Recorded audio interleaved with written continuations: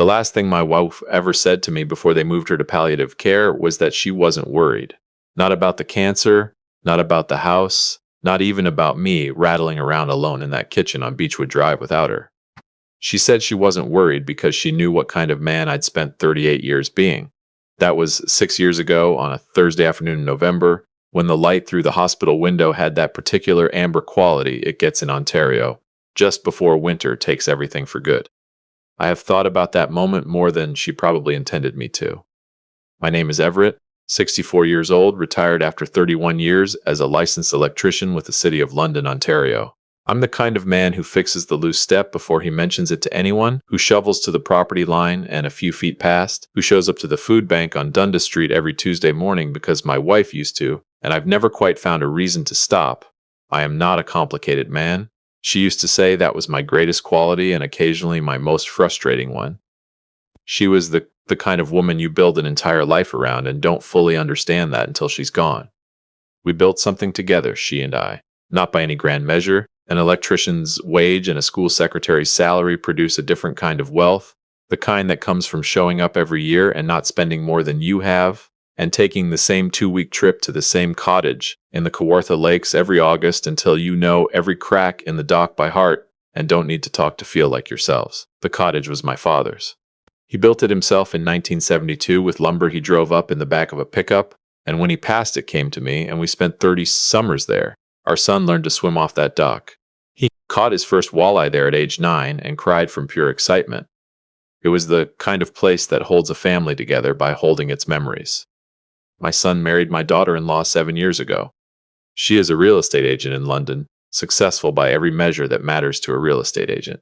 She arrived at family dinners already calculating the square footage of the rooms, which I noticed early and my wife noticed first, and neither of us said anything because she had always believed in giving people room to become better than their first impression. My daughter-in-law never quite took that room. She never came to the cottage, not once in 7 years.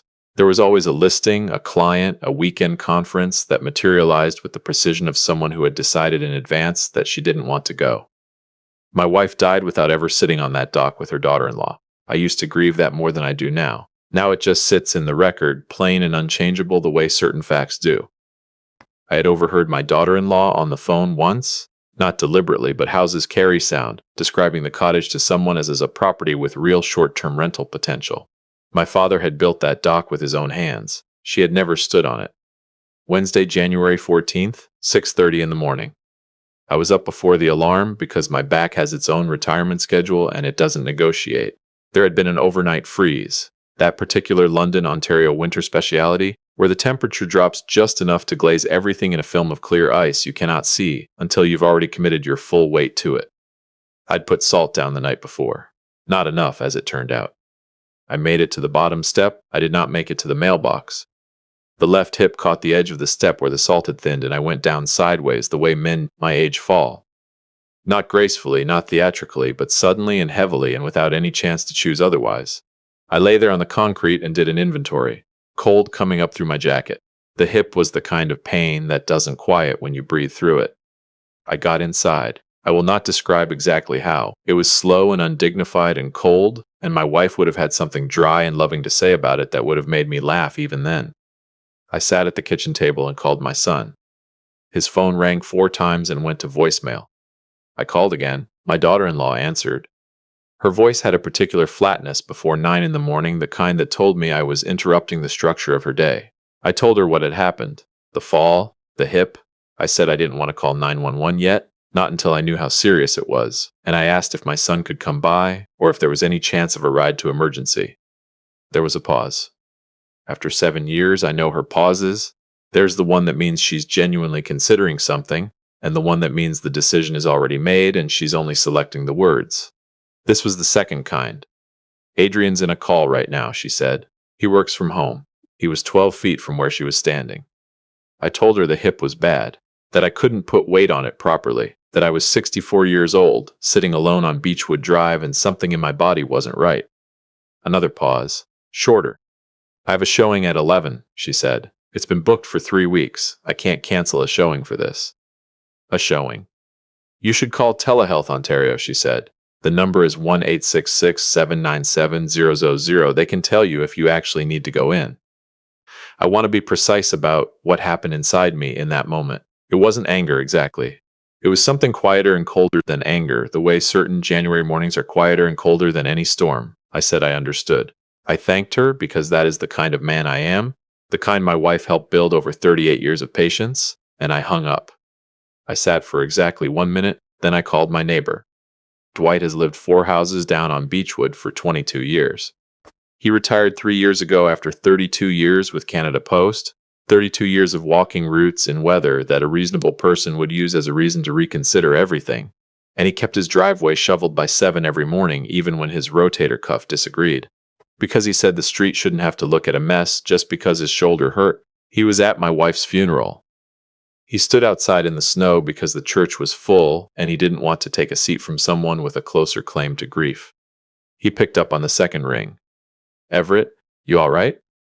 I told him what happened. He said he'd be there in 5 minutes. He was there in 4. He'd started his truck while I was still talking, I think. He came to the door and helped me out with the steadiness of a man who's known you long enough to know where to put his hands without being told. He didn't make a fuss. He talked about the Leafs on the drive over, another loss which surprised no one, and I looked out at the gray January morning and felt 2 things sitting in me at the same time. Gratitude, the warm kind that settles in the chest, and beneath it, something cooler and more permanent that I set aside to examine later. Welcome to Dad's Fierce Revenge. I'm glad you found us. Hit that like button and subscribe while you're here. Drop a comment below and let me know where you're watching from. Now let me get back to Wednesday morning. We got to London Health Sciences on Wellington Street at 9:12. The triage nurse assessed me quickly. Hip fractures in men my age have a way of moving up the queue. The imaging took 40 minutes. The orthopedic resident who came out afterward was young and precise, and delivered information clearly, and without embellishment, which I respected. Displaced fracture of the left femoral neck. Surgery was necessary and would be scheduled for the following morning, pending cardiac clearance. Dwight went to find coffee while I processed that. He came back with 2 cups from the Tim Hortons cart near the main entrance. Large, 2 milk, because he remembered without asking, and we sat in the plastic chairs under the fluorescent lights, and he talked about nothing important, which is one of the most generous things one person can offer another. I drank the coffee without tasting it, and stared at a television mounted in the corner playing a daytime program on low volume. And I thought about my daughter-in-law and her showing at 11, and about a woman who had once driven 40 minutes in a February ice storm to bring a casserole to a friend whose husband was sick. My daughter-in-law sent a text at 10:53. It said, "Hope things are okay, Everett." Things are okay, Everett. I have kept worse company than that text in my pocket for an afternoon, but not often. My son arrived at noon. He came through the emergency doors with his jacket half buttoned and his hair not settled and his face doing the particular thing it does when he's frightened and trying not to show it. He hugged me carefully, the way you hug someone attached to monitoring equipment. He said I should have called him sooner. I said I had called. He didn't say anything to that. My daughter-in-law did not come. Not that afternoon, not during the surgery on Thursday, not during the 4 days I spent recovering in a ward room on the 3rd floor with a view of the parking structure and a ward mate who watched game shows at a volume I found instructive about my own patients. She sent one more text Thursday evening. "Hope you're feeling better soon, Everett." That was everything for 4 days. 8 words. My son came every day. I am grateful for that without qualification. He sat in the chair beside the bed and scrolled his phone and occasionally said something, and I could see that he was carrying something heavy without quite being able to put it down. He is not a bad man.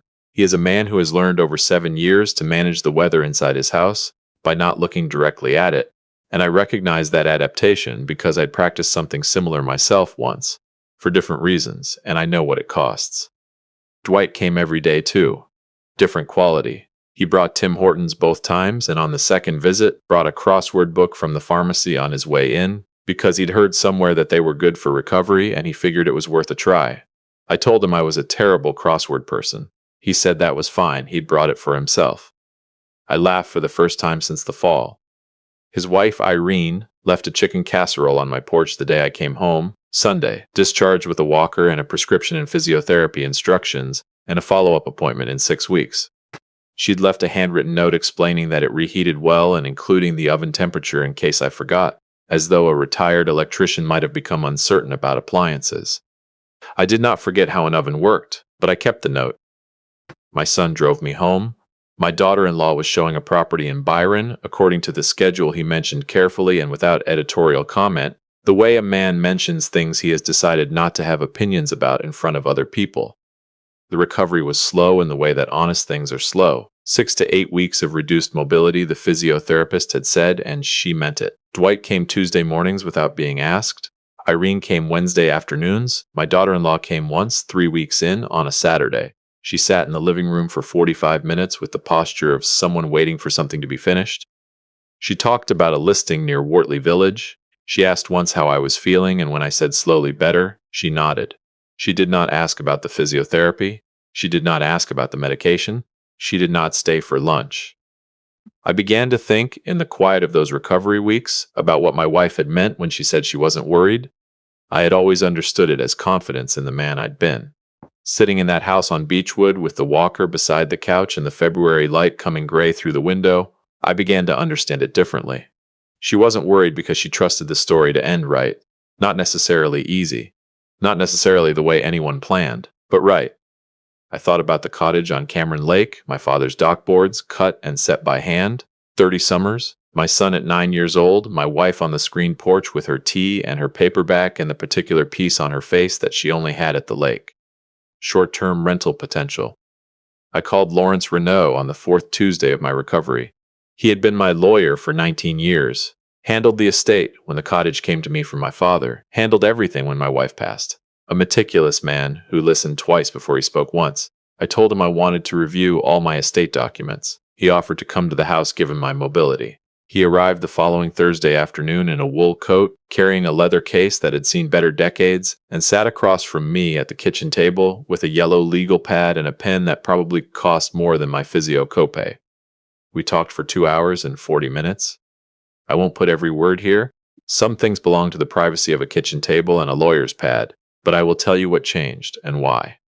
The cottage on Cameron Lake, previously arranged to pass to my son and by extension to his household, now passes to a land conservation trust operating in the Kawartha Lakes region. My father built it with his hands. My wife and I loved it with our whole lives. It will be stewarded by people who understand what a lake is for. The dock will stay a dock. My registered accounts, the RRSP, the TFSA that my wife and I contributed to through 30 years of discipline and restraint, had their beneficiary designations updated. My son is named individually, protected, structured properly. His household is not. My son's name appears throughout those documents because he is my son, and that does not change. My daughter-in-law's name appears exactly once in the section I removed it from. Lawrence Renault clicked his pen closed at 4:47 in the afternoon. He looked at me across the kitchen table with the expression of a man who has practiced long enough to know when a client has thought something through completely, versus when they are deciding in the moment. He held that look for a moment. Then he said, "These are your documents, Everett, and you have every right." At the door, putting on his coat, he paused and said, "Your wife used to talk about that lake the way some people talk about family. That conservation trust is a good home for it." "She did," I told him. He left. I sat at that kitchen table until dark came, which in February in London, Ontario, comes earlier than you're ever quite ready for. I thought about my father's hands on those dockboards in 1972. I thought about a boy of 9 hauling up a walleye with both arms like he'd caught something the size of a Buick. I thought about my wife on the screen porch with the particular piece she only had at the lake, and I thought about a woman who had an 11 o'clock showing on a Wednesday morning in January. Then I made tea, did my physiotherapy exercises, and went to bed. If you've been with us here at Dad's Fierce Revenge, I'll ask one thing before we get to what happened next. Subscribe if you haven't already. Drop a comment and let me know where you're watching from. I read everyone. Now let's finish this. My son called on a Friday morning in late February. His voice had that careful quality he used when he was carrying information he hadn't decided how to frame yet. He said my daughter-in-law had received a call from Lawrence Renaud's office confirming that the estate documents had been filed and registered. I should say I had not hidden any of it. I had told my son, on one of his Saturday visits, that I was reviewing my estate planning, and that he should ask me about it if he had questions. He had nodded in the way. He nodded when he was storing something away to process later. He had not asked questions. He was asking them now. I answered them the same way I try to answer everything, plainly, completely, without apology. The cottage? Yes. The accounts? Yes, restructured. He was quiet for a long time. Then he said, Dad. And I said, I know. He said he didn't know how to talk about this, that she was really upset, that she felt completely blindsided. I thought about a Wednesday morning, a kitchen chair, a hip on cold concrete, a showing at 11. Hope you're feeling better soon, Everett. I said, Son, I wasn't blindsided either. He didn't say anything to that.